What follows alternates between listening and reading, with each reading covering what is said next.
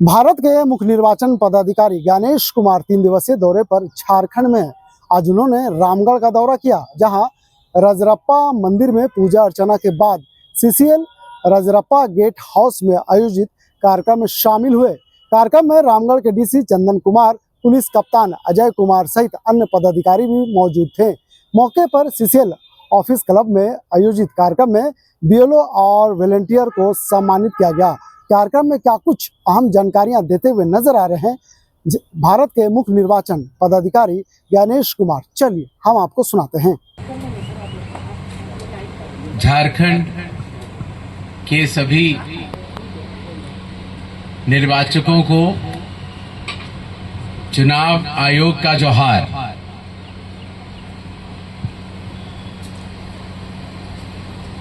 झारखंड की इस देवभूमि पर आकर मुझे आप सब के बीच आज मिलने का और बातचीत करने का सौभाग्य प्राप्त हुआ है। मेरे साथ झारखंड के chief electoral officer Shri Ravi, additional CEO doctor Neha, हमारे returning officers, volunteers, booth level officers जिनसे मैं भी संवाद करके आ रहा हूं, उन सब से मिलने के बाद मुझे ऐसा लगा कि झारखंड में डेमोक्रेसी की एक बहुत सशक्त नींव है। जैसा आप सबको पता है, भारत का हर नागरिक जो 18 वर्ष की आयु पूरा कर चुका हो, उसे निर्वाचक अवश्य बनना चाहिए। और निर्वाचक सूची में एक बार नाम आने के बाद उसको मतदाता भी अवश्य बनना चाहिए। चुनाव आयोग हमेशा मतदाताओं के साथ खड़ा था, खड़ा है और खड़ा रहेगा। जैसा आप सबको पता है, देश के हर बूथ, हर पोलिंग बूथ पर राज्य सरकार का एक बूथ लेवल ऑफिसर नामित किया जाता है। यही नहीं, हर बूथ पर हर राजनीतिक दल को यह अधिकार होता है कि वो बूथ लेवल एजेंट्स को नामित करे।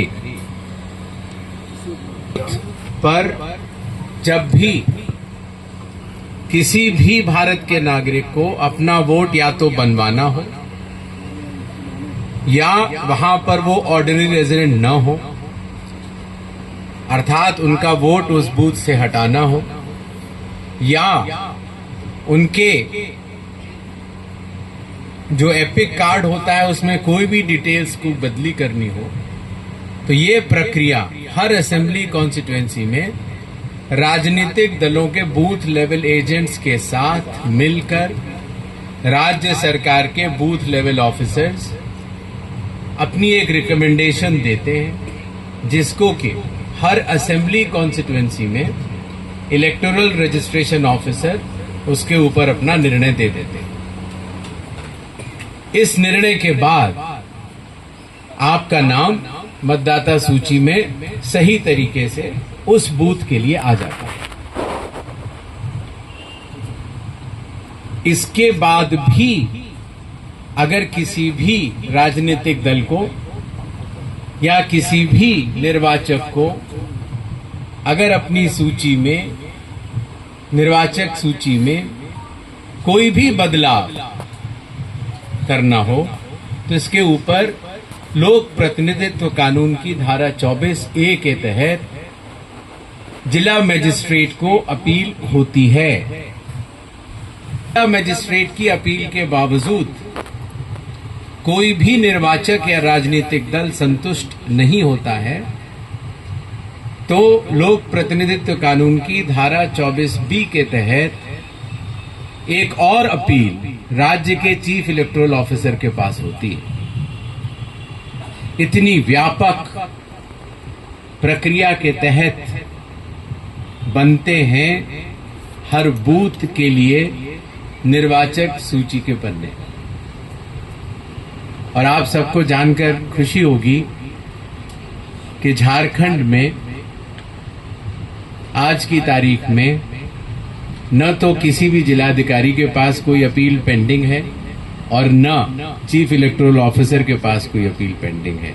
अर्थात जो निर्वाचक सूची आज की तारीख में झारखंड में है वो लगभग 100% सभी राजनीतिक दलों के साथ साथ सभी निर्वाचकों की संतुष्टि के अनुसार बनी हुई है।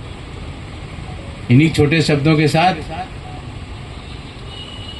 अभी हम 2 दिन यहाँ और रुकेंगे झारखंड में। थोड़े कठिन जगहों पर भी जाना है।